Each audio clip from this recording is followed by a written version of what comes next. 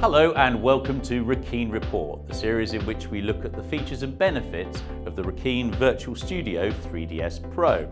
So of course I'm in a virtual studio, and in today's programme we're going to talk about virtual objects. So for that we've picked a bigger virtual set because we're going to make objects appear and disappear within it. Because when you're in a virtual world you can create or introduce virtual objects. Now right in front of me here you're going to see a Formula One car. And that gives you an example of the sort of detailed objects that you can bring into the world. You could, for example, get a scanner and create your own incredibly detailed 3D files. Or if you preferred, you could access libraries online and find other types of files. If you watch the detail you can see there on the object, it's really pretty impressive. You could be looking at something for a corporate video perhaps, some form of process that you might want to show in a corporate video. But I don't know, imagine we were making children's programs. You might want to introduce a dinosaur perhaps. And here's my friend Tony the Tyrannosaurus. So these are objects which could be fun, they could animate, they could move around.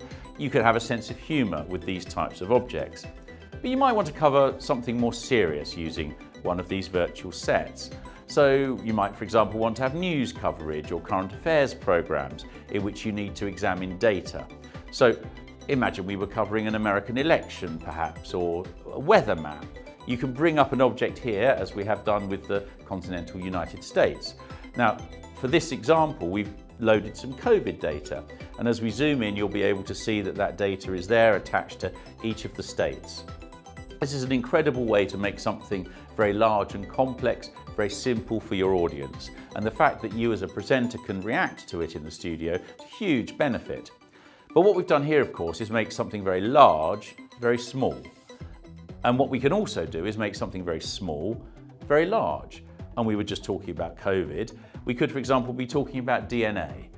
And here you can see that we've got the DNA helix, it can rotate, the shadow's working.